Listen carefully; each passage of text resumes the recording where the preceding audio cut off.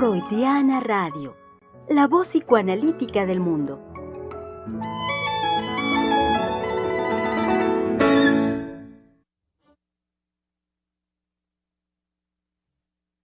Freudiana Radio, la voz psicoanalítica del mundo, les da una muy cálida y cordial bienvenida, público querido, el día de hoy, martes 7 de junio del año 2022, en pleno desarrollo de un tema nuevo para la conversación de esta semana. Y tema nuevo es simple y llanamente, como podrán haberlo visto ya en nuestro título, en las redes sociales, ahorita que iniciamos la transmisión, es tema libre. Simultáneamente, no sin perder la referencia de lo que veníamos trabajando la semana anterior, recordarán ustedes que, bueno, la primera mitad de la semana anterior hicimos el cierre del trabajo de todo el mes de mayo al respecto de la madre. Y la segunda mitad de la semana concluimos conversando al respecto de la alegría. Entonces, sigue siendo ese un referente para el tema de esta semana, en simultaneidad con la propuesta, reitero, de ser tema libre. Y bueno, también en simultaneidad con la alegría, haciendo un agregado, por supuesto, muy importante, que es la tristeza. Entonces, bueno, con la propuesta general, digamos, global de tema libre, simultáneamente tenemos el referente de armar la conversación al respecto de la alegría y la tristeza. Cuestiones manifestaciones emocionales que culturalmente, a primera vista, tratamos los sujetos como opuestos, como diametralmente opuestos. Entonces, o se está alegre o se está triste, en una clara oposición. Y bueno, en relación a ello es menester que nosotros podamos abrir la conversación proponiendo el fundamento de los dos, psíquicamente hablando, y desde donde no se trata justamente de esa oposición. No es así en lo psíquico. Entonces, pues con esta propuesta, posibilidad para armar la conversación de esta semana, estamos aquí los psicoanalistas, miembros del Centro de Investigación y Estudios Lacanianos, que como buen martes también saben, querido público, que se trata del espacio de Palabra de Hombre. Por ello, le doy la bienvenida a mi colega Einar Hernández. Ay, ahora sí me agarró. Sí, ya me di cuenta. Estaba yo leyendo en una página. Pues, ¿qué digo? Buenos días, aquí estamos con mucho gusto. Sí, retomando la línea de la semana pasada, con la alegría, en los dos sentidos, con la alegría del tema y con la alegría de estar aquí. También va a ser un mes donde creo que en algún momento vamos a abordar el padre, la importancia que tiene y la trascendencia que tiene para los sujetos y para nosotros como psicoanalistas, el padre. Espero que eso también venga en las siguientes semanas. A mí me dará mucha alegría de eso. Y pues, ¿qué más digo? Pues que como es una conversación abierta, a ver si podamos ir pensando cosas. Sí hay de alguna manera una línea, ¿no? Ahorita nos compartía nuestro colega Misa, que podamos ir abordando la tristeza y la alegría,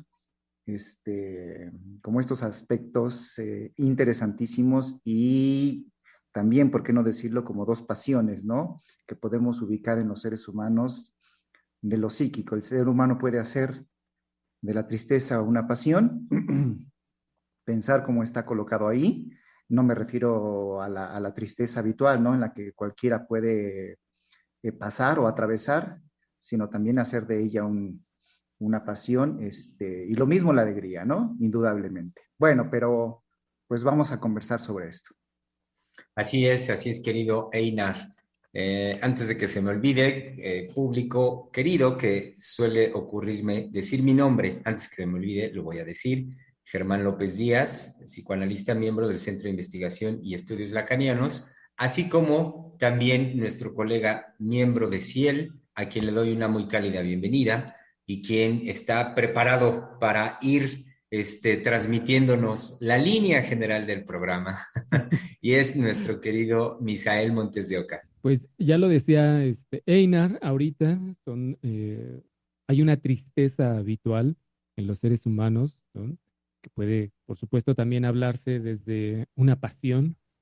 eh, digamos, en el campo los podemos hablar como afectos, ¿no? Pero esta tristeza habitual que nos decía Einar, eh, desde hace, de finales del siglo XX, esta tristeza habitual para los nuevos inicios de este siglo XXI fue de lo habitual de la tristeza a la enfermedad. Creo que eso también hay que decirlo. Es un paso que se dio en la gran epidemia de la depresión y el excesivo uso de medicamentos y la medicalización de la... Es decir, en esto me voy a detener en la palabra que utilizó Einar de habitual, que enfrentamos aspectos de nuestra vida cotidiana que nos pueden entristecer y podemos tener periodos de tristeza, uh-huh, y salir de ellos, ¿no? También depende de lo que podamos nosotros crear para salir de esos estados de tristeza, uh-huh. Pero que ha habido una suerte de adoctrinamiento, me voy a permitir la expresión, ¿no? De que no te puedes sentir triste porque eso ya estás tocando las puertas de la depresión, ¿no? Casi, casi, las puertas del infierno. Entonces, si las abres, te van a medicalizar y entonces de aquí a que salgas y te cures, ¿no? Año y medio, ¿no? De tratamiento. Entonces, te espera una larga trayectoria de aquí a que encuentras un psiquiatra, adecuado, ¿no? Que te acostumbras al medicamento. Pero mira, no te preocupes, tu vida va a cambiar, uh-huh, porque hay tratamiento para la enfermedad mental, ¿no? Porque es trabajada de esa manera, ¿no? Digamos, no censurando la parte psiquiátrica, pero sí diciendo, bueno, que se ha hecho, se ha usado, digamos, para enfermar, en esto que voy diciendo, enfermar lo que antes era una tristeza habitual, son estados afectivos normales. Tanto la alegría en el programa tan lindo de la semana, fue la semana pasada, ¿no? Uh-huh, exacto.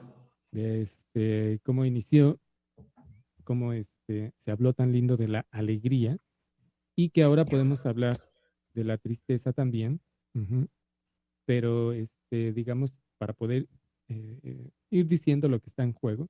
Uh-huh. Y también, bueno, ahorita con esto que voy diciendo, hacerle frente a que no todos los estados de tristeza necesariamente son de gravedad, ¿no? Uh-huh. No pueden ser, como lo decía hace un momento, pues bueno, pasajes por, pues bueno, dependiendo de lo que estemos viviendo y que tendremos que encontrar la forma de salir avante, ¿no? De la tristeza.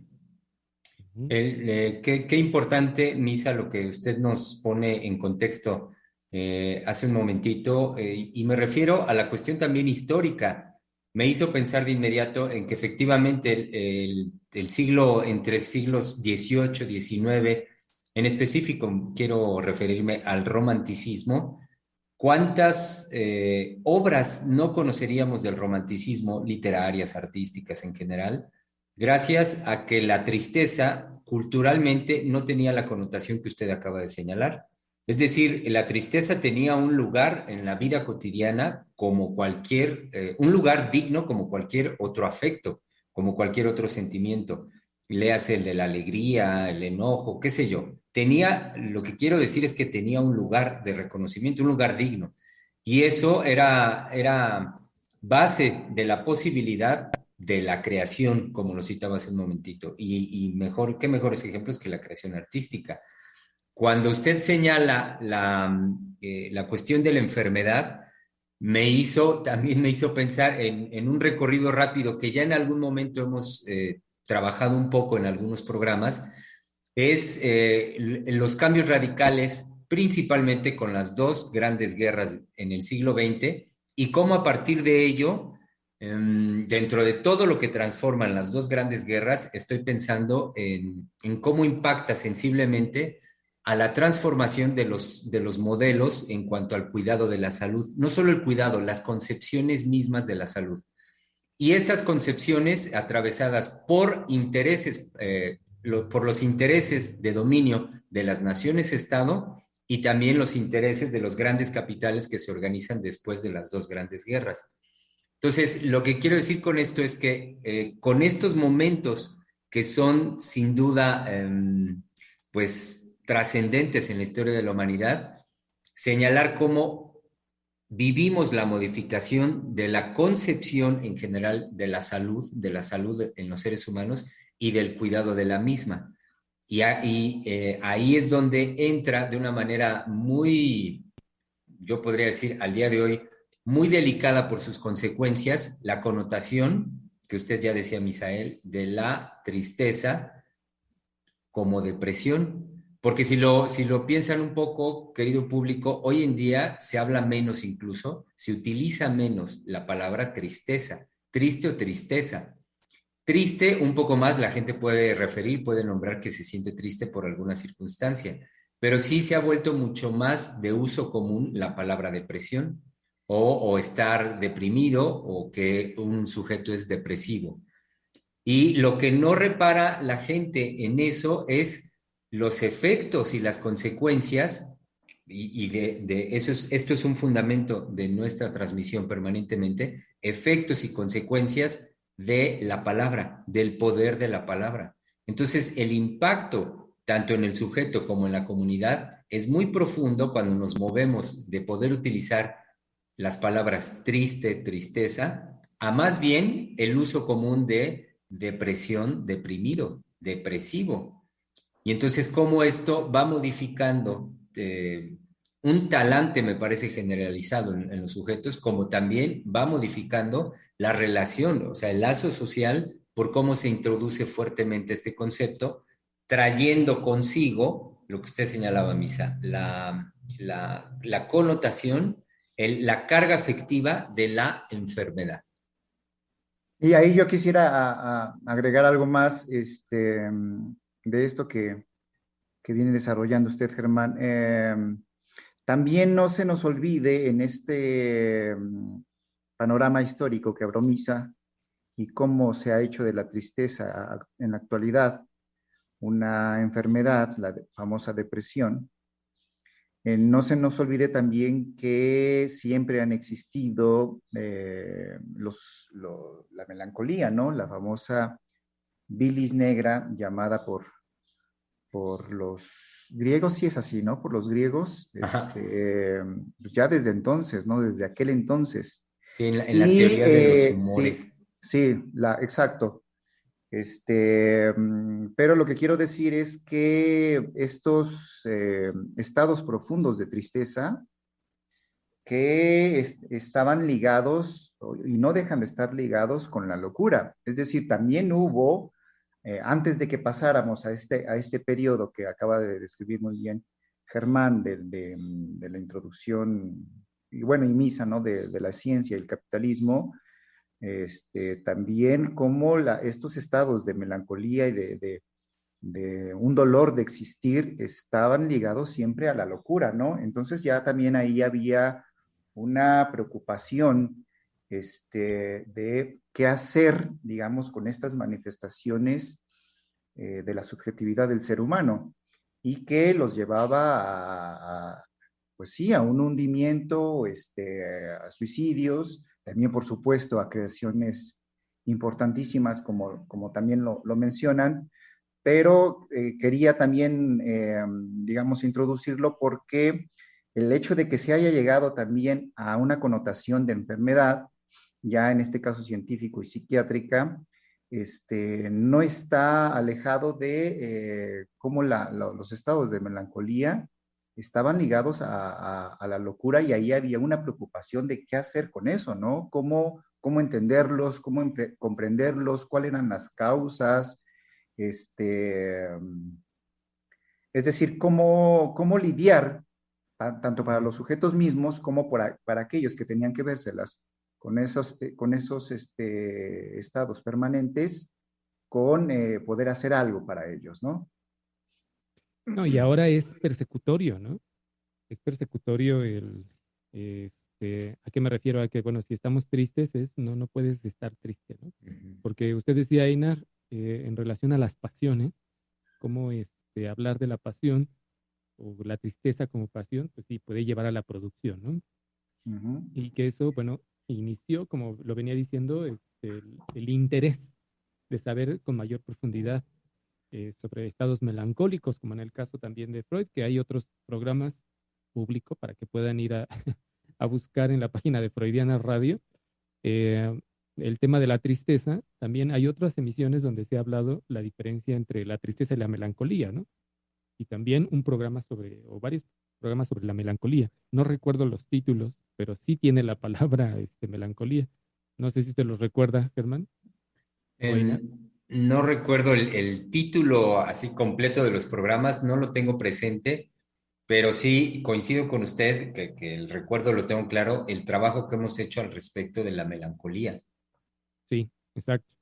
Y que no es, digamos, en el caso de la tristeza, ¿no? Decía cómo hay una, bueno, no sé cómo lo hayan pensado ustedes, pero eh, les decía que era más una persecución de de que pase rápidamente la persona que está triste, de que rápidamente se alivie o esté, digamos, em, alegre o en otra disposición afectiva, porque algo tiene la tristeza, tan solo de decirla, de bueno, me siento triste, o como decía Enar, ¿no? Que ahorita ya no se dice triste, me siento deprimido, ¿no? O estoy deprimido, ujú, cuando puede ser un estado más bien de tristeza. ¿Cómo eso es perturbador? Porque algo tiene la tristeza que no, es así como, no puedes estar triste, ¿no? O es la preocupación intensa de que, bueno, ¿qué te está pasando, no? Estás Ujú. grave.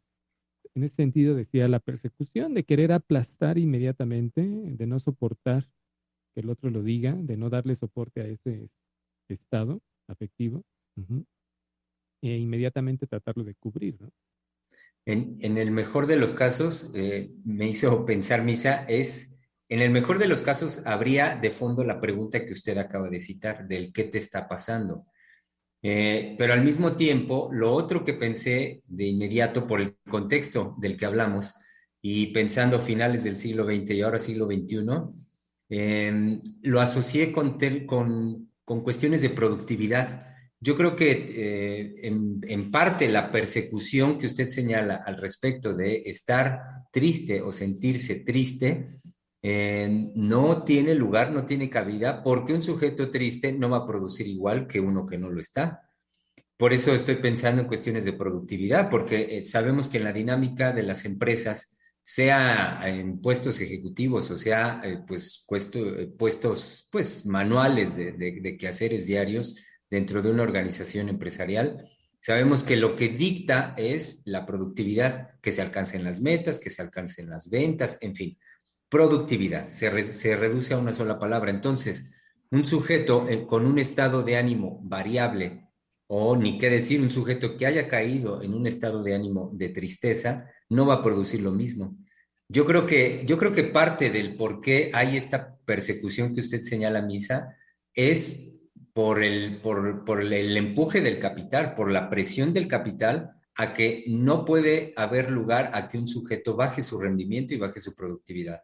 Y si en algún momento hay algo de esa baja, el mismo empuje del capital con la industria farmacéutica, pues sabemos, se han dado la tarea de crear uno y muchos productos, cada vez más, cada vez nuevos, más complejos o de mayor eficiencia, para que el sujeto cuando entre en una situación así, sabemos que se empastilla, se toma una cuestión y pega la sonrisa de inmediato. O dice, ay, estoy bien, estoy al 100 y entonces, ¿a qué? A trabajar. Pero también digamos, en esto que es incómodo de la tristeza, es cuando una persona dice, estoy triste y no sé por qué. Ujú. Y cómo a eso le perturba al otro, ¿no? Es, bueno, ¿y qué hago con lo que me Ajá, acabas de decir? ajá, Y lo peor, bueno, no lo peor, bueno, puede ser impactante más bien, es la palabra que quería usar. Y el impacto es, bueno, ¿qué le digo? ¿Qué hago? ¿no? Porque me acaba de decir que está triste y no sabe por qué, chin, entonces no le puedo ayudar, ¿o qué puedo hacer? Y hay preguntas, ¿no? Que suelen hacer, bueno, dime qué hago para que te sientas mejor, ¿no? También en Ujú. ese ánimo de, no solo de perseguirla, sino también de, bueno, pues, tratar de, ya en otro sentido, tratar de resolver algo, ujú, o darle algo a la persona para que se sienta mejor, ¿no? Lo he escuchado en jóvenes, ¿no? Bueno, me dijo que estaba triste y no sabía por qué, y yo le pregunté qué puedo hacer para que te sientas mejor. ¿No? Sí, escuchándolo, como el decir me siento triste o estoy triste, me hizo inmediatamente pensar que es llevarnos a la vida subjetiva, ¿no? A la vida emocional, tanto del que lo está viviendo, evidentemente, o no sé si evidentemente, pero pues, el que lo diga es porque está metido en eso, como el que le escucha, que puede decir, ¿y ahora qué hago? ¿Ahora qué digo? Es decir, es llevar inmediatamente a la vida de los afectos. En cambio, también pensé ahorita el ya tener la nominación de depresión que viene cuando la tristeza se vuelve enfermedad y a partir pues, de los manuales psiquiátricos, este DSM, ¿no? 1, 2, 3, 4 y 5, que se vuelve, pues no solo una etiqueta, sino además algo que ya cualquiera puede portar y puede de alguna manera saber y conocer. El decir estoy deprimido saca de esa experiencia vivencial porque lo pensé ahorita inmediatamente, ¿no? Cuando alguien dice estoy deprimido, el otro que escucha o los otros que escuchan pueden, no sé, tener la referencia de, quizás no sé qué hacer, pero tendría que ir con un profesional. Es decir, no lleva a que la persona, digamos, haga una empatía, si es que lo puedo decir así, de los estados afectivos del otro, sino inmediatamente es recurrir a un saber, a una clasificación, son conocedores los expertos, tienes que ir a tratarte o ve con un psicólogo, con un terapeuta, que te den el tratamiento, pero ya no es decir, es hacer a un lado, es dejarlo como a lo exterior la situación afectiva. Pero porque es insoportable, ¿no? Bueno, ahorita no todos los casos que te voy a decir, pero es como es, vete al médico, ¿no? Ujú. Vete a que te atiendan ahorita, en este momento, o lo más rápido que puedas, pero es, cómo hay algo insoportable cuando, o de impacto o incómodo, cuando alguien nos dice estoy triste? Ujú. Pero sobre todo, Misa, sí, Es, estoy es triste, que, pero lo otro que dijo, y no sé por y no sé qué. por qué. Y es que lo que viene diciendo Einar es como es recurrir a lo que hay, ¿no? Psicología, psiquiatría, ¿no? Pero inmediatamente es para cubrir, ¿no? Ujú. Y ya que te digan y que se resuelva, porque me lo dices y aparte no sabes por qué, no, ay, oye, qué E voy a hacer yo incluso, con eso? e incluso los mismos sujetos, ¿no? Yo he escuchado mucha gente que llega a la clínica diciendo, tengo depresión o estoy deprimido, pero lo dicen, digamos, fuera de la experiencia, digamos, de esto que usted acaba de citar muy bien, de me siento triste y no sé por qué, que ahí ya es un conectar. No sé por qué, pero ya me conecté con eso. En cambio, cuando uno escucha a muchas personas de, tengo depresión o estoy deprimido, es ya nada más recurrir a un cubrir eso insoportable que usted dice, es decir, si bien puedo sentir ese decaimiento del estado de ánimo, pero el decir estoy deprimido me ahorra todas las preguntas, me ahorra el por qué me siento así o el no sé por qué me siento así, y es más bien ya llenar, digamos, un vacío, cubrirlo con algo, ¿no? Es decir, la connotación de depresión también ya es para acomodarse, tener un título, por decirlo así, de que algo me pasa y todos automáticamente tendrían que entender a qué me refiero. Pero evita la pregunta por las causas, ¿no? Lo que me ha llevado a eso. Ah, bueno, pero entonces hay un ahorro, ¿no? Como usted lo decía, bien lo dijo, un ahorro en relación a lo que yo no quiero decir y que, bueno, el sujeto tiene derecho, ¿no? Pero no lo quiero pasar por la palabra y no quiero pasar por esa experiencia, ¿no? De poder decir y hablar de qué me está pasando, aunque no lo sepa, ¿no? Aunque no lo pueda ubicar, pero sí tratar de poner palabra a ese estado, ¿no? Porque es, digamos, estar, eh, ay, ya iba a decir con algo teórico, casi caigo, casi caigo en la tentación. Bueno, dígalo y después lo desarrolla Sí, y lo desarrolla. Es sí. como estamos frente a la vida pulsional, a lo inaccesible que es para nosotros algo, es decir, un estado que es inaccesible para nosotros, pero que lo vivimos, lo sentimos, tiene efectos y en otros también puede tener efectos insoportables, ¿no? Inquietantes. Ya decir y no sé por qué, bueno, es poner en líos al otro, ¿no? Pero nosotros lo vivimos.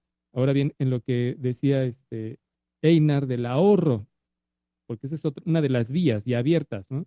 Digo, estoy deprimido y me ahorro el que me digan preguntas, el que me hagan hablar sobre lo que me pasa. Y entonces si me ahorro, me sostengo en ese estado depresivo, ¿no?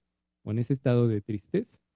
Y pues miren que ya no hago nada más con eso. Es decir, no me hago cargo finalmente, ¿no? Ujú. ¿Qué quiero decir con no me hago cargo?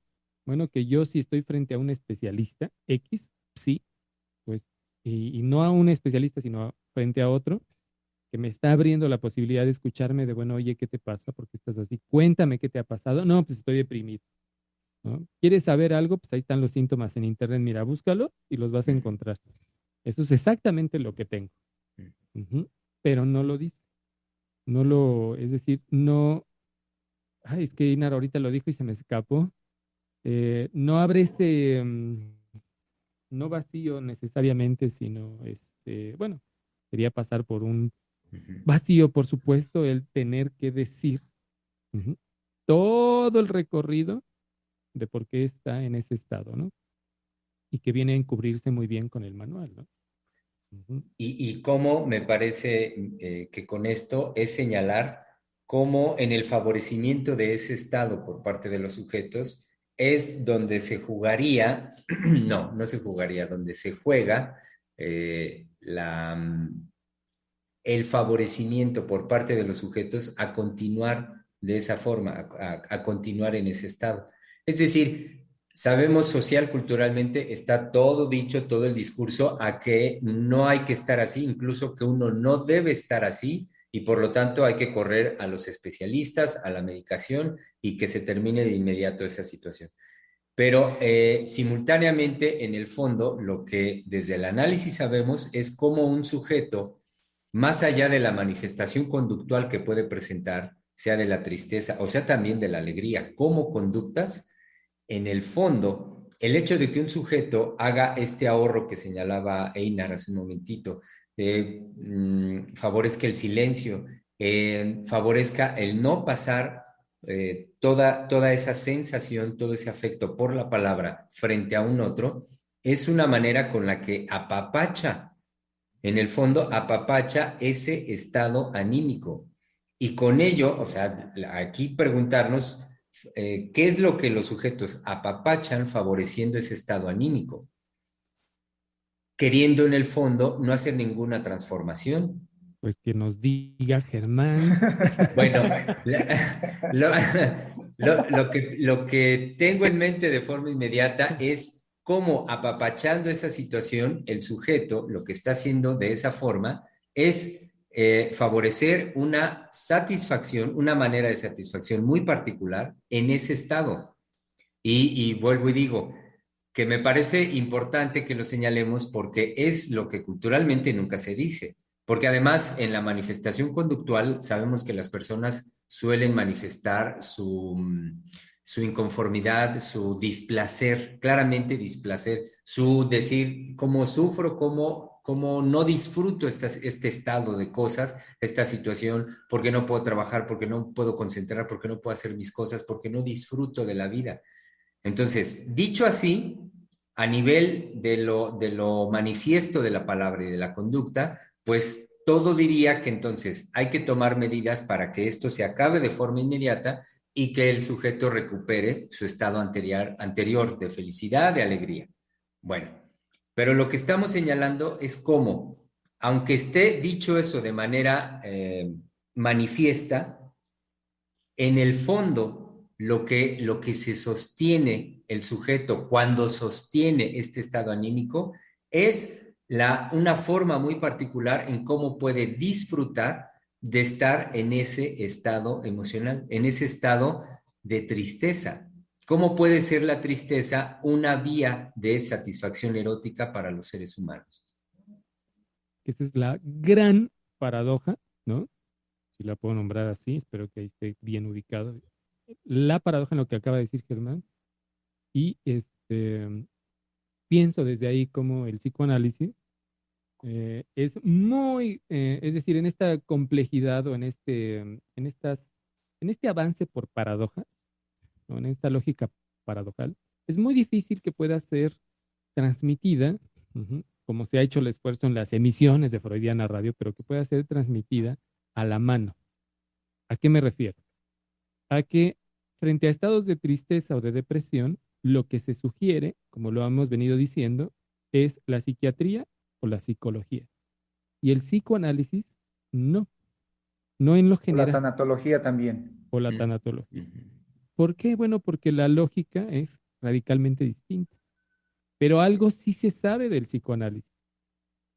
Cuando se habla de la incomodidad o incluso de lo radical que puede ser el discurso analítico frente a la medicación, por ejemplo, no por estar en contra, sino señalar a qué apunta la medicación, y lo estamos diciendo ahorita también, a encubrir de aquello digamos, de que el sujeto pudiera comenzar a decir y también a dar cuenta de lo que lo llevó a ese estado de tristeza, ¿no?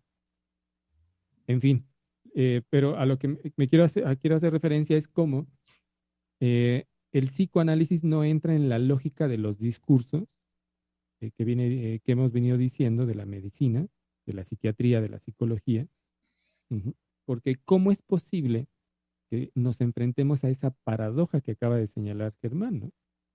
Porque hay tristezas productivas también, como lo decía usted, Einar, ¿no? Es decir, y creo que también Germán en relación a la producción o a la melancolía, que no es propiamente una tristeza, sino a la melancolía, en cómo ha llevado a grandes artistas a crear grandes obras de arte y que, bueno, eventualmente tuvieron una vida trágica, en fin. Pero hay tristezas, no melancolía, sino hay estados de tristeza productivos y que no se oponen ni siquiera a lo que decía, creo, Germán, ¿no? De la lógica del capital, por decirlo de alguna manera, ¿no? No necesariamente está incapacitado el sujeto para producir, simplemente por su estado de tristeza, pues decide no ir a trabajar, pero así como una decisión, ¿no? Porque está triste. Sí, Pero una él de las... puede producir Perdón, pero otras sí. cosas, ¿no? ¿No, Eina? Sí, una de las diferencias que me hizo pensar ahorita de el psicoanálisis con respecto a las otras disciplinas es que para empezar el psicoanalista no da por hecho que cuando le dicen tengo una depresión o soy deprimido, él ya entiende, ¿no? ¿Qué es lo que hacen? Me atrevería a decir la mayoría de los terapeutas o profesionales. Es decir, le dicen tengo depresión o traigo un diagnóstico de depresión, sea porque generalmente es porque ya los han diagnosticado así, ¿no? Independientemente de que la gente ya utilice el término de estoy deprimido, tengo una depresión y que ellos puedan ubicarse ya así, generalmente cuando dicen esas cosas es porque hay un diagnóstico que antecede. Y generalmente ahí los profesionistas, evidentemente para no parecer estúpidos, pues dan por hecho que entienden eso, que pues sí, hay un cuadro ahí, el cual cada uno desde su especialidad tendría que saber más o menos, ¿no? Si va con el psicólogo, pues tendría que conocer que es un cuadro depresivo, el psiquiatra ni se diga, ni se diga las funciones bioquímicas que ahí están fallando, ¿no? Evidentemente los fármacos que tiene que recomendar, pero todos entienden, todos saben a lo que se está haciendo referencia y ya no preguntarían, pues, a qué se refiere esta persona con depresión, porque parecería o quedaría como idiota que no sabe, que no tiene la estatura profesional, académica, los grados y ya, ¿no? Entonces todos nos entendemos, estamos hablando el mismo lenguaje y pues vamos marchando bien. A diferencia del analista, que el analista no lo toma como, ¿cómo lo dije hace rato? Ay, se me fue bueno, de que ya sabemos de qué se trata, es decir, no hace de la palabra del sujeto un significado, no entra en significado, y entonces más bien se la juega en, pues, ¿qué va a decir el sujeto de eso, no? Eso por un lado. Y también me parece como en esto de las paradojas que decía usted, Misa, cómo también un análisis puede develar tristezas muy ocultas. Es decir, un análisis también puede, con el paso del análisis, sacar a la luz una tristeza o tristezas que el mismo sujeto no había reconocido nunca, que no había identificado. Es decir, puede haber en el sujeto una tristeza que él mismo se oculta para él mismo, por lo que ya Germán decía, pero estoy hablando no de que el sujeto, digamos, tenga la intención de no hablar de eso, sino más bien que para el sujeto mismo le era desconocida esa tristeza y que el análisis puede develar esa tristeza profunda. Eso también es una gran diferencia. Sí, y eso lo pienso de inmediato en tanto que el análisis, por la diferencia que usted señalaba hace un momentito, no está el analista moviéndose entre cuadros diagnósticos, cuadros nosográficos, bueno, se tratan de categorías que ya el manual DSM me ha enseñado y que lo que tengo que hacer es el diagnóstico para ver, de acuerdo con las manifestaciones de cada persona, ver entonces en qué categoría cuadra el sujeto, no, cuadra la persona. Y una vez que cuadre, pues bueno, de ahí le damos para adelante en el tratamiento que el manual también tiene establecido para que llegue la cura. Todo esto en la lógica de la medicina, como tradicionalmente conocemos, la línea alópata de la medicina. Entonces, no, la cuestión es que el psicoanalista no se mueve ni en los manuales ni en esos cuadros. Si el analista se sostiene en tanto tal, lo que hace es escuchar, es la escucha. Y la escucha es lo que le permitiría entonces develar al sujeto, por su propio decir, una tristeza que, como lo ponía ahorita de ejemplo Einar, puede ser ancestral, puede ser quizá desde la infancia. A lo mejor pensemos, si se tratara de un adulto, en algunas ocasiones uno puede, en el proceso analítico de algunas personas, puede darse cabida a que el fondo, la causa de la tristeza de un sujeto es quizá una pérdida infantil y que bien puede decir pues que ya incluso lo recordaba muy poco o puede decir de manera expresa pues que eso ya lo había superado, pero el análisis le va a permitir descubrir que no es así. Incluso hay muchos decires en las personas, sobre todo cuando se trata de su vida amorosa, donde refieren que ya han hecho procesos de duelo, por ejemplo, así lo dicen, que ya elaboraron la pérdida de la pareja anterior o de un primer matrimonio, por ejemplo, situaciones así, y que expresamente dicen, bueno, pero es que eso yo ya lo trabajé y entonces ahora lo que me ocurre es perfecto. Y en la escucha puede llegarse el momento donde la persona cae en cuenta que aquello que dijo haber ya trabajado y superado y que ya no le causaba molestia ni mucho menos tristeza, es la causa de un talante generalizado de la persona triste. Y eso solo es posible en tanto que el analista no está ceñido ni regido por diagnósticos de índole psiquiátrica, psicológica, ni cosa que se le parezca. Sí, Misa. Ok. Entonces, eso me parece muy claro, Einar, por lo que usted planteaba, de cómo el psicoanálisis, en tanto vivencia, la experiencia analítica, es lo que puede abrir esto que voy diciendo como posibilidad a los sujetos, de poder descubrir en ellos más que lo manifiesto de una tristeza, la causa. Y no solo, sino inclusive habría que decir, descubrir en cada sujeto lo que para cada uno es eso que nombra cuando dice la palabra triste, porque tampoco de eso podemos hacer un estándar.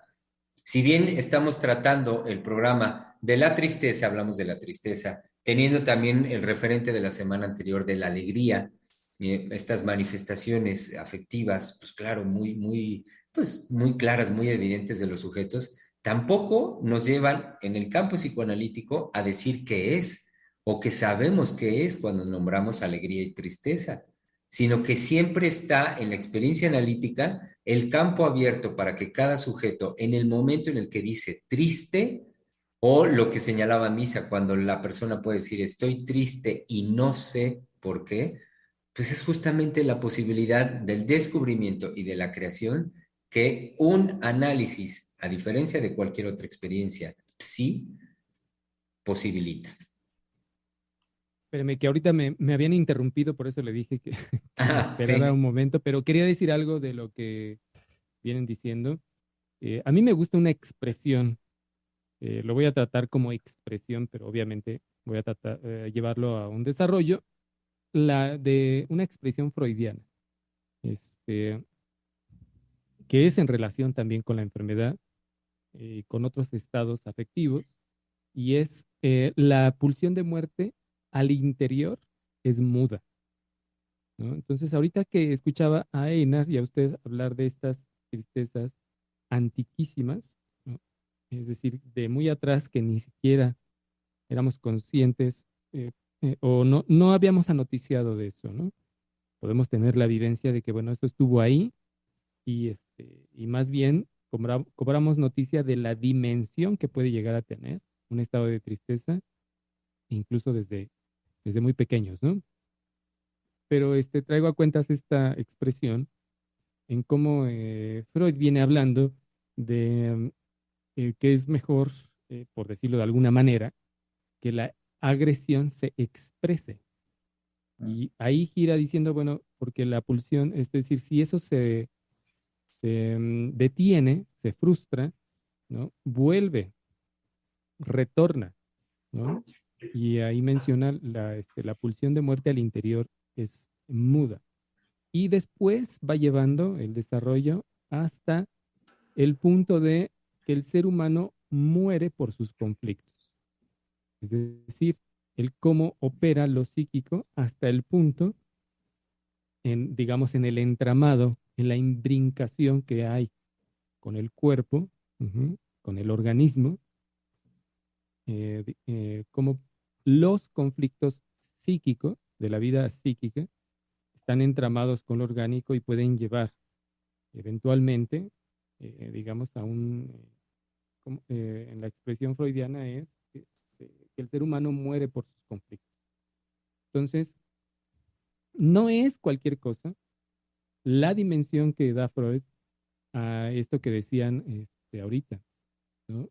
De poder, sí, mediante un análisis, pero incluso Freud lo puede llevar y lo toca en que algo accidental del exterior nos puede dar noticia de algo que ignorábamos.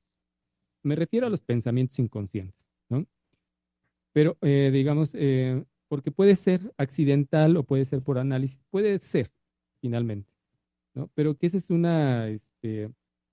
¿cómo decirlo? Es dimensionar que si es vía el análisis, que no es garantía, pero si es vía el análisis, ¿no? La dimensión que cobra de poder encontrar una vía de resolución a esas tristezas, ¿no?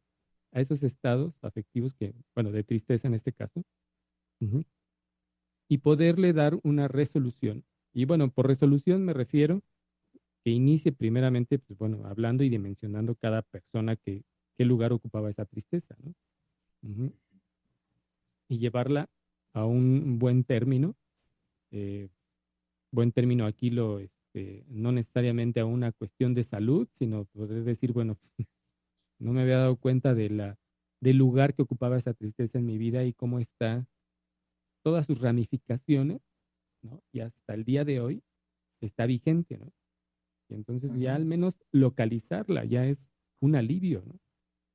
Es decir, puede disminuir al menos ciertos estados de angustia, podemos pensar, ¿no? Incluso, ¿no? Sí, decir ya localizarla, identificarla, ya es empezar a hacerse cargo, ¿no? De lo que en uno está de silencioso.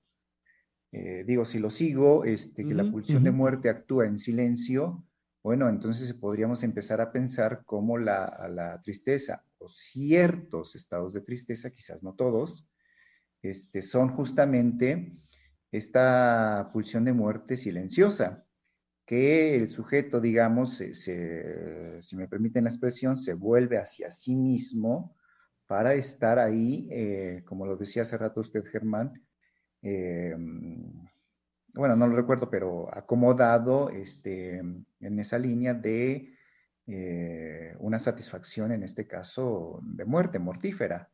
Pero creo que lo que usted nos va señalando de que si la persona, el sujeto, ya lo puede, algo, lo que sea, se lo puede ubicar, lo puede identificar, lo puede localizar, pues es justamente empezar a hacerse cargo de eso, ¿no? Y que eso pueda empezar justamente a pasar por la palabra. Y aquí, bueno, hace un momento también cuando lo escuchaba pensaba que sería muy importante que el público radio escucha nos dijera qué hacen cuando están tristes. No cómo lo resuelven, no, sino qué hacen, ¿no? Es decir, cuando están tristes, ¿qué hacen? ¿Por qué sería, y creo yo, importante? Bueno, pues porque creo, no lo sé, pero generalmente no se habla de eso, ¿no? Al menos desde lo que vengo diciendo, lo que he escuchado últimamente en jóvenes es así, bueno, de la tristeza ni se hable, ¿no? Porque más bien hay que taparla, callarla, en fin, ¿no? Pero darle un espacio para que pueda decirnos, nos puedan decir o comunicar, bueno, cuando están tristes, ¿qué hacen? ¿No? Sería bueno. A ver si se animan. Exacto, ¿cómo lo viven? ¿Cómo viven con ello? ¿Cómo cada uno de nosotros vivimos con nuestra tristeza? Fui enfático ahorita en el decir con, dado que se trata de un afecto como cualquier otro por los que pasamos cotidianamente. Entonces, es como, sí, sería muy bueno que nuestros radioescuchas nos dijeran cómo viven con eso. Y el viven incluye también la convivencia, porque sabemos que pues, en la vida cotidiana suele ocurrir que no tenemos los tiempos de la pausa o pues, de realmente darnos, por ejemplo, a una, a una tristeza, a los espacios para experimentar, para vivir, para sentir, reflexionar, en fin, todo lo que puede haber en una tristeza o en una alegría. Generalmente no lo hay, entonces, por lo que ya hemos venido señalando de este empuje a la producción, al trabajo, a lo que hay que hacer. Ok, entonces, por ello sería muy interesante el que sí, dar cuenta, pudiéramos hablar del cómo se vive con eso y cómo se convive. Porque finalmente, más allá de lo que decimos, de lo que está puesto de forma inmediata en la palabra, de lo que estamos nosotros haciendo el trabajo de transmitir, es aquello que por excelencia no pasa por la palabra y que en el estado de lo inconsciente, en el estado emocional, que es suele ser el permanente a lo largo del día, de nuestros días, incluso también en el estado del dormir, es lo que realmente está operando. Entonces, ese estar con, esa convivencia con, me parece muy interesante en cuanto a la tristeza en cada uno de nosotros hoy en día en la vida cotidiana. Y volver a señalar cómo algo que quiero retomar es el adoctrinamiento que hay en relación a los estados de tristeza, señalarlos como depresión, por un lado, eh, yo decía de manera persecutoria, y que esto tiene una dimensión también muy importante en los jóvenes, porque creo que he comentado con ustedes varias veces, no lo recuerdo, sobre las estadísticas. Más allá de las estadísticas, a lo que apuntan las estadísticas de suicidio en jóvenes. Lo he comentado varias veces. Y no tanto que nos fiemos de los números, pero es un indicador muy importante, ¿no? De qué está ocurriendo en los jóvenes. Uh-huh. Hablando de la tristeza, por supuesto, y de otras cosas que pueden estar pasando. Uh-huh.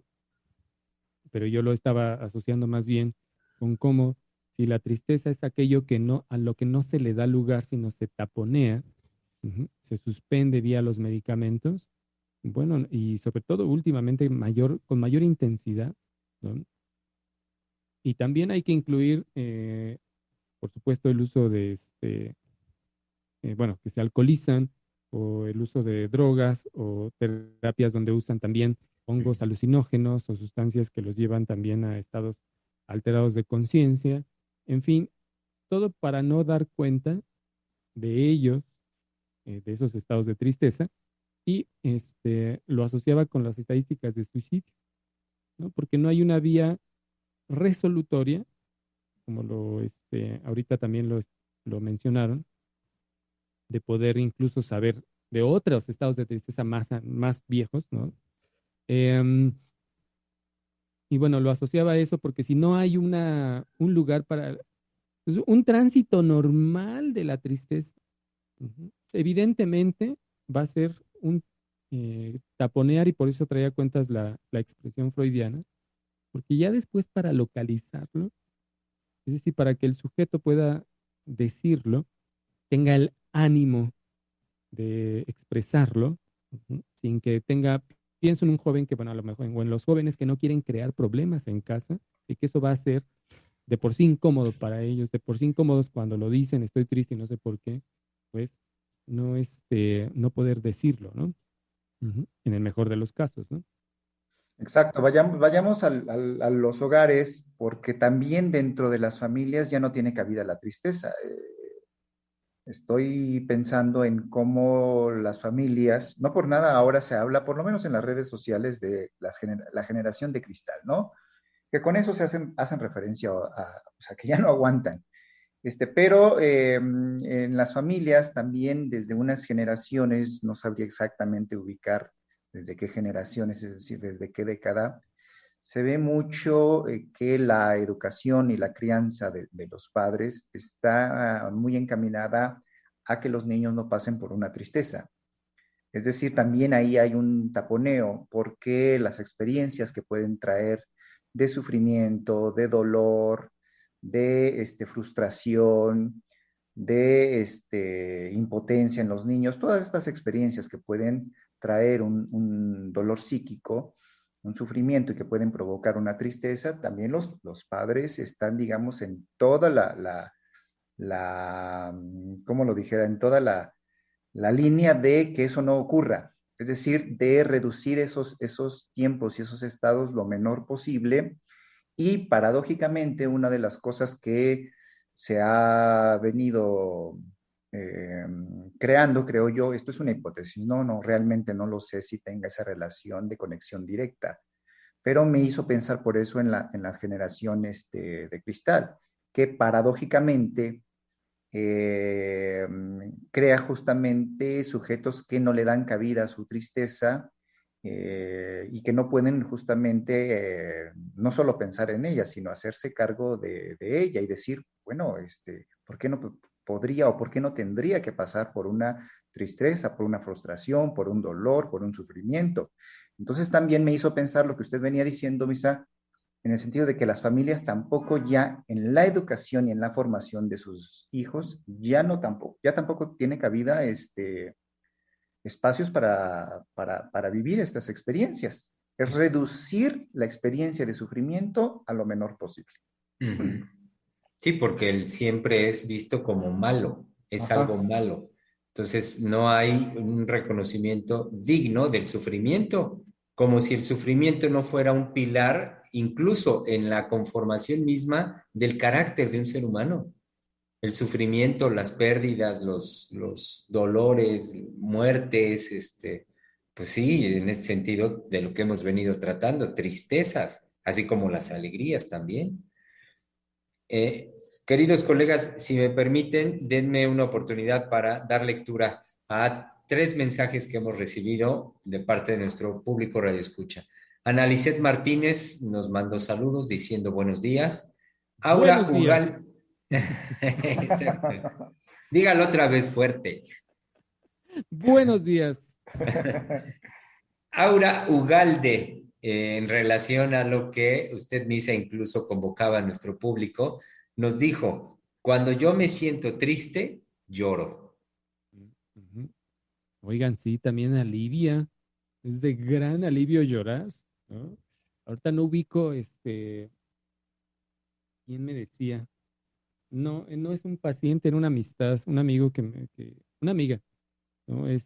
Cuando estaba triste dices que no me gusta llorar. Le digo, ya, bueno, llora, te va a venir bien, te va a sentir aliviado. No, no me gusta llorar porque es un signo de debilidad. Me acordé La, de la ve- frase. Es un la, signo de la- debilidad y no quiero llorar. Bueno, la ahí. vez pasada que la doctora nos preguntó sobre qué tanto podíamos ubicar un espíritu femenino y que Germán decía que era bien llorón. Yo igual dije, sí, yo igual soy bien llorón, ¿no? Yo he pensado, de verdad se los digo así, se los confieso, yo he pensado si tuviera en este momento, no sé, una esposa, una pareja, ¿no?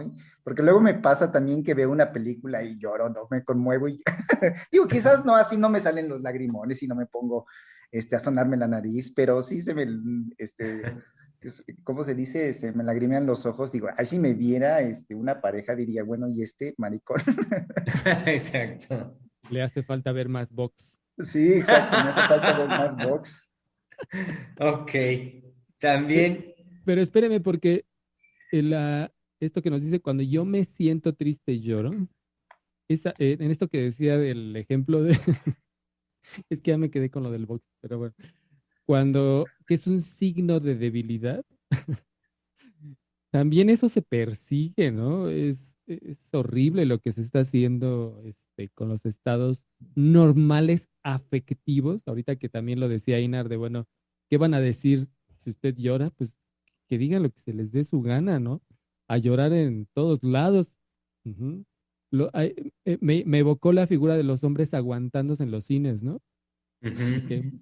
entran a ver las películas sensibles, ¿no? A escondidas, por supuesto, y se tienen que aguantar el llorar, ¿no? Que una cosa es esto y otra cosa es, yo por ejemplo no comparto esto de las nuevas masculinidades y que ahora los hombres tendrían Ah, no, no, no. en un No, forzamiento, Ujú. no. que Es- cambiar, ¿no? Estamos hablando de espíritus sensibles. Exacto. Y nada que ver con el empuje a normalizar o normativizar, creo que sería normativizar cualquier manifestación afectiva de los seres humanos. Ah, mire, ahorita que dijo anormalizar, dije, pues sí, claro. Ahora en lugar de que sean normales, es anormal. Es tratar los estados Ajá, afectivos normales como anormales. exacto. Ujú. Ahorita Ujú, que dije, ay, mire, qué padre sonó que separó ajá. la palabra. Sin querer. Sí. Nos escribió también Rosa Hernández que nos dice, excelente lunes a todos. Escuchando lo que Martes, conversan, ¿cómo? martes. Escuchando lo que conversan, pienso que cuando uno se siente triste, se vive una desarmonía en el alma. He ahí el derecho propio a cada sujeto de un sentir particular subjetivo. Y como brújula es dar lugar a ese sentir dicho desde la palabra y lo que ese afecto hace sentir, en un no tiempo que el sujeto decida. Me hacen recordar un caso de un adolescente de secundaria. Sus compañeros lo veían triste y se acercaron y me lo compartieron. En algún momento coincidimos y le pude preguntar, ¿qué lo tiene así? Respondió, no, no lo sé, solo me siento así. Recuerdo que le dije, yo aquí voy a estar cuando desee hablar de eso que le pasa y siente. Y días después se acercó y dijo, he pensado de lo que me pone así y me hace sentir. He ahí cuando el sujeto decide dar un lugar a ese vacío y reencontrarse desde su decir. Saludos, doctores.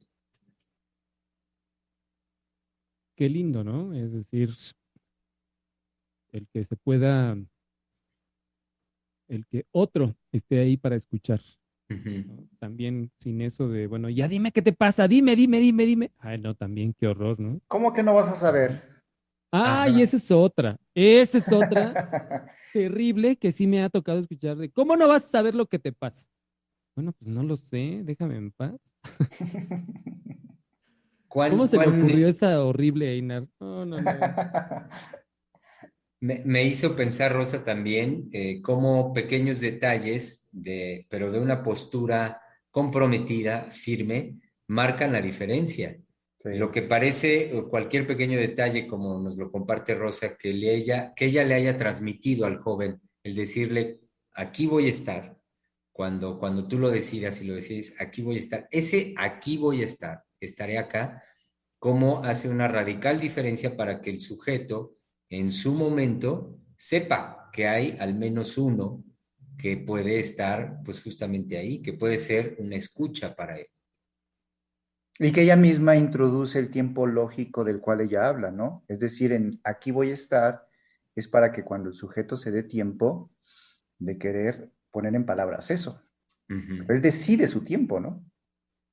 Y bueno, aquí estaba en esto que están diciendo, me vino, se me impuso una transmisión de la doctora, ¿no? Que creo que a todos nos ha tocado ver, los que estamos aquí ahorita, vivirla también, ¿no? El cómo nos ha transmitido, por supuesto, desde el psicoanálisis, ella como analista, el cómo cuando se le da lugar a la tristeza, ujú, y se comparte con otros esos estados de tristeza, ¿no? Hay una posibilidad de ir saliendo. Tal vez no se resuelve, ¿no? Esto le tocará a cada uno hacerlo. Pero el simple hecho de saber que hay un otro al que le pueda decir, estoy triste, ujú, y le voy a contar y agárrese porque le voy a contar, ajá, Ujú. ya es un alivio, ¿no? Es el inicio de un alivio. No que resuelve, pero sí es el inicio de un alivio de, bueno, al menos cuento con los otros, Sí. ¿no? Mis colegas a los que les puedo decir, bueno, me siento muy triste, ¿no? Ujú, me siento mal. ¿Y Ujú. por qué lo traigo a cuenta como transmisión de una enseñanza de la doctora, como analistas? Bueno, porque un analista no podría no estar, digamos, pues dando cuenta de sus afectos, ¿no? Es decir, de lo que va sintiendo e incluso de aquello que anda ahí medio sospechando, me refiero a los pensamientos inconscientes, ¿no? De que anda medio sospechando que algo anda mal, ujú, y que no anoticie de eso y lo analice, ¿no? Es decir, ¿cómo va a ser analista una persona así? Me refiero a encubrir, que tiene derecho, pero me refiero a más bien una ética como analistas, ¿no? Y ojo aquí, no me estoy refiriendo a mandatos de ahora todo lo que usted sienta lo va a analizar, sino que eso surge en la Eso. formación de un analista, ¿no? Surge de, bueno, a ver, incluso ha habido ejemplos con la doctora Lozano, ¿no? De haber, creo que lo recuerdan, algo le sucedió y de hecho nos lo compartió en una emisión y dijo, esto no es cualquier cosa. Ujú. Es decir, este evento me sucedió en mi vida y tiene, bueno, ya no lo dijo así, ¿eh? Tiene un sentido, ¿no? Es decir, hay que analizar. Ujú. Lo trajo a cuenta la doctora Silvia en otra emisión, ya me acuerdo. No fue propiamente la doctora Lozano, sino fue la doctora Silvia. Pero bueno, eso surge en la formación de un analista y podríamos decir son ya efectos de formación, ¿no? Ujú. Porque lo primero pues, puede ser hasta una oposición. Oiga, lo veo mal. No, yo estoy perfecto, ¿no? Pienso en la obsesión, ¿no? No, yo me siento muy bien, ahí Ajá. toda la cara así demacrada. O dicen esta expresión tan común de Todo bien, todo todo excelente. bien amargado. Oigan, también nos escribió Analicet Martínez y nos dice, yo me siento enojada, pero en ese estado me doy cuenta que estoy triste. Sí, y cómo, los afectos están, digamos, entre, entre enlazados, entremezclados, ¿no? Cómo vamos anoticiando de uno nos puede llevar a otro, ¿no? Y a otro, y a otro. Ujú. ¿Sí? Y es, digamos, Y un último comentario pequeñito de Rosa Hernández, y bueno, a partir de lo que señaló usted, Einar, dice Rosa, es verdad, martes. bueno, para ella era lunes, Einar. Sí, para ella era lunes. Ujú. Oigan, un momentito, miren, acaba de llegar otro mensaje, es por parte de Yesenia García Salgado, que dice, a mí llorar me alivia. Incluso hago uso de mi repertorio de música triste que uso para sentirme más triste y llorar más a gusto. Además de hablar y repetir lo mismo una y otra vez. No, no sí, quizá quería decir sí, no sé. Dice, no sí compadecer y agradecer a quien siempre me escucha por soportarme. Salir a caminar también me consuela y así hasta que se me va pasando poco a poco. Ah, y ahorita que evocó nuevamente la música, Yesenia, cómo es, cómo alivia, ¿no? También, eh, podría decir, cómo alivia el alma. Ujú. Esto lo estaba asociando también con lo que dijo Rosa, la desarmonía en el alma. Ujú.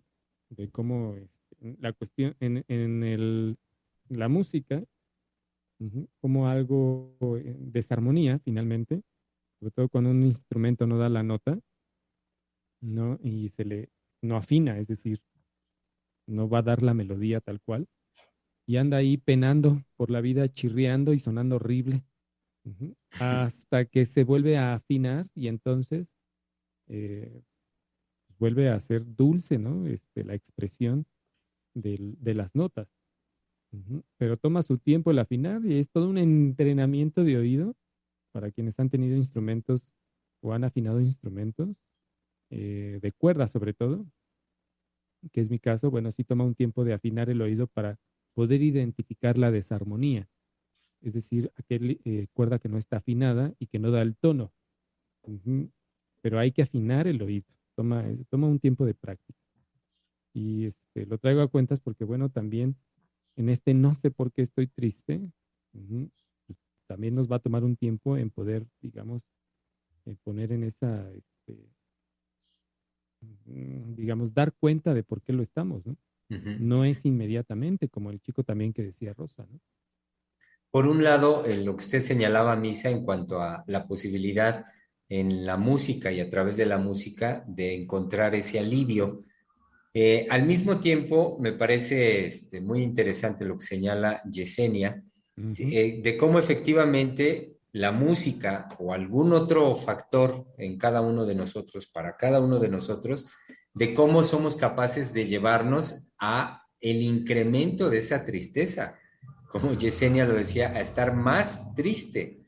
Bueno, sí, mucha incluso broma en ese sentido, de, no sé, hablamos de la música o de las canciones, yo he escuchado la expresión de rompe y rasga, o de escuchar a José Alfredo Jiménez y esas cuestiones para, José pues, José, José José, efectivamente, pues para llevarnos a ese estado. En lo que quiero enfatizar, por lo dicho de parte de Yesenia, es esto justo como, pues como derecho, y no solo como un derecho, sino lo que señalábamos hace rato, también como un placer particular en los sujetos de llevarse a estados todavía más profundos de tristeza y hacerlo, reitero, como una forma satisfactoria en la vida de ese sujeto.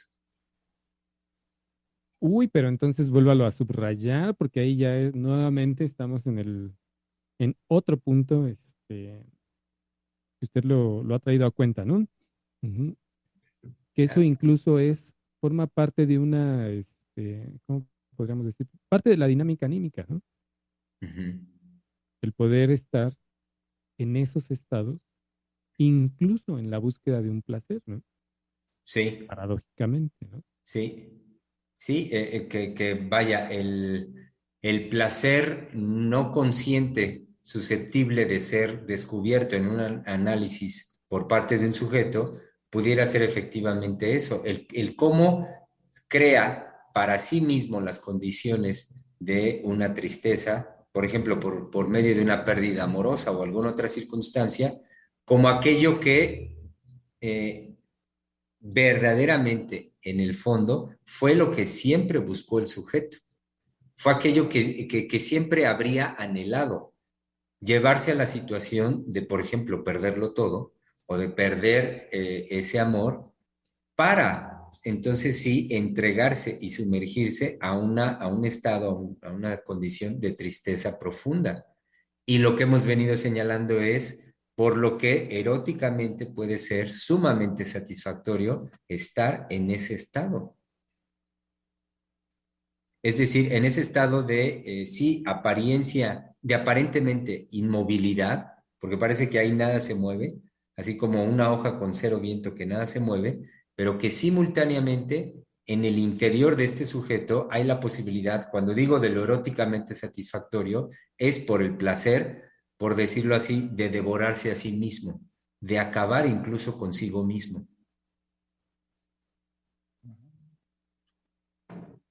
Totalmente. ¿No Bueno, tenemos más comentarios, Germán? justo se iba a comentarles, el comentario al que di lectura hace un momento de Yesenia García Salgado es el último que tenemos hasta ahora. Y bueno, estamos acercándonos al término de la emisión de hoy. Nos quedan aproximadamente unos 10 minutitos. Yo podría decir a partir de esto que acaba de desarrollar usted, Germán, yo podría decir que esas son una de las, bueno, me hizo pensar, no lo puedo afirmar, que son una de las razones por las cuales, digamos, en términos generales, la sociedad, los sujetos rechazan, digamos, los estados de tristeza, ¿no? Es decir, algo nos anuncia la tristeza en tanto satisfacción erótica, ya tomándolo esto puntual que usted desarrolla muy bien, eh, digamos algo del orden de la muerte tiene que el ser humano, sin tenerlo así de claro, el psicoanálisis, por supuesto que sí puede hablar de eso, ¿no? Es el descubrimiento de Freud y que después continúa Lacan. Pero creo que los sujetos algo intuyen, algo sienten, algo pueden saber de la tristeza que justamente saben que permanecer en esos estados puede llevar al ser humano, como usted lo señala muy bien, a autodevorarse, quedarse permanentemente ahí. Entonces, en ese sentido, me parece, lo voy a decir así, aunque suene un poco moralino, muy bien que la sociedad, lo social, procure no en estados de persecución, como lo decía hace rato Misa, procure que los sujetos no se queden en una tristeza, ¿no? Es decir, que haya un algo o un alguien que los mueve, que los lleve a movilizar, es decir, que los lleve a que su deseo se movilice, a que entre en conflicto, a que se haga preguntas, a que hable, a que se ponga en juego, a que haga un esfuerzo. En ese sentido, me parece vivificador que la sociedad haga ese tipo de movimientos, ¿no? De no sal de eso, no tienes que salir de eso, porque algo intuye de que podría estar ahí la muerte en vivo y como lo decía bien usted, Misa, de forma silenciosa. Entonces eso me despertó lo que usted iba diciendo, Germán. Y que bueno, también eso, lo que decía hace un tiempo, ¿no? Como es lo que puede incomodar de la tristeza. Que usted ahorita lo trajo cuenta, Zaina. Pero también no es cualquier cosa que el estado de tristeza nos lleve o lleve a un sujeto a poder decir algo de él o de ella, ¿no? De él mismo. ¿A qué me refiero? a que el quedarse en estados de tristeza y no resolverlos o dejarlos pasar y que solo pasen y ahí estén. Ya aquí me voy a referir más hacia lo que puede girar a una alteración, que ya no son los estados de tristeza que solo pasan. Tiene una dificultad, bueno, perdón, lo quería tratar nada más rápidamente de cómo nos puede llevar a poder asumir algo de nuestra verdad. Entonces, también por eso es, bueno, hablar de mi tristeza, no. Mejor la resguardo, porque si comienzo a hablar de eso, tendré que vérmelas conmigo, ¿no? Con cómo yo participo y he participado de esta tristeza y de no llevarla a una resolución, en esto que también decía Germán. Y eh, esto lo tenía desde hace rato que usted decía, Inar, ¿no? De cómo viene a resolver el discurso psicológico el que una persona se encubra con, bueno, tengo depresión y pues ya está, no me interrogues. Es decir, yo no quiero pasar por la palabra, por ese, vaya, por ese vacío de poder decir algo de mi verdad, ¿no? Porque lo que yo diga me va a acusar, me va a señalar, no acusar, sino señalar. Finalmente es dar cuenta de la verdad de uno, ¿no? Y que la tristeza es también digamos, dice algo de nosotros mismos, ¿no?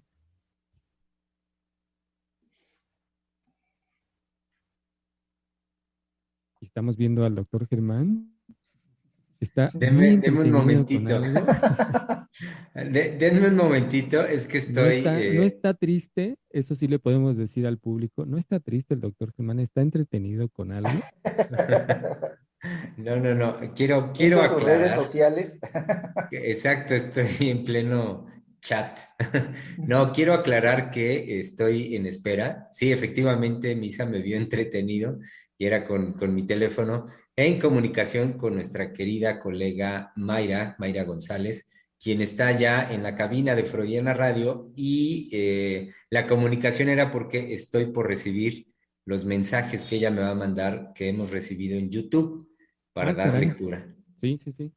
para dar lectura a esos mensajes. Qué gusto que la gente esté escribiendo y compartiéndonos, conversando con nosotros.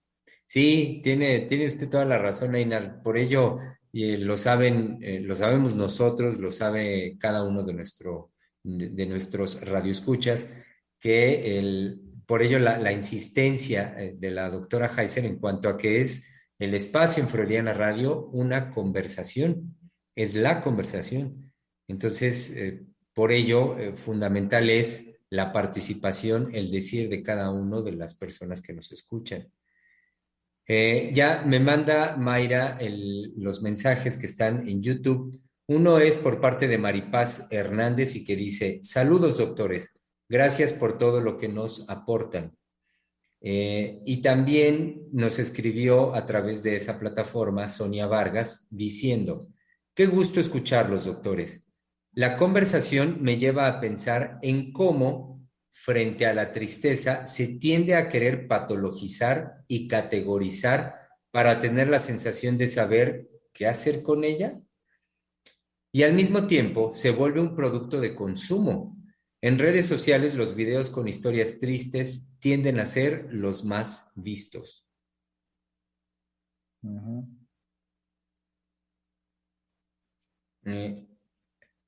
Esto fue dicho por parte de Sonia Vargas, ella misma, Sonia Vargas, termina diciendo lo siguiente: ¿será que ese proceso de identificación permite llorar, entre comillas dice, desahogar la tristeza, pero desde lo externo y no asumirla como propia? Yo ahora asumo mi tristeza, ya no huyo de ella, aunque esté el deseo de hacerlo, pues me sigue abrumando, pero ahora a veces incluso puedo hacer poesía.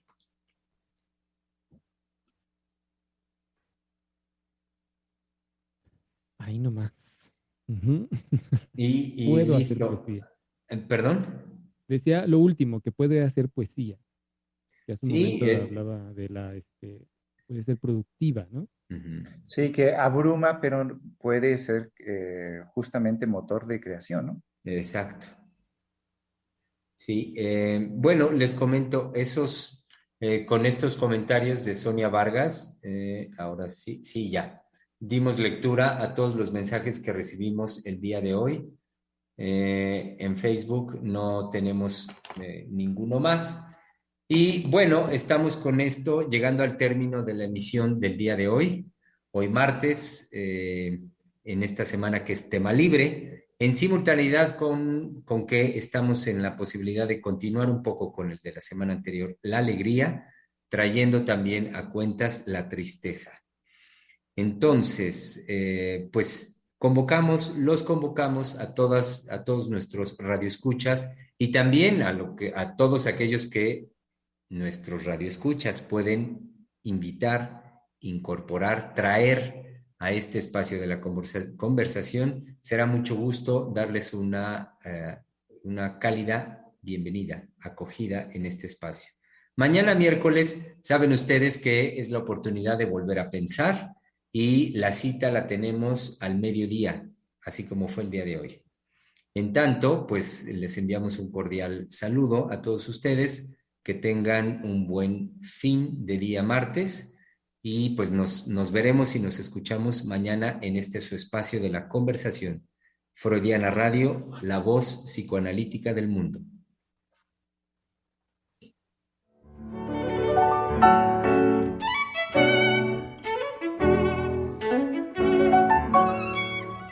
Freudiana Radio, la voz psicoanalítica del mundo.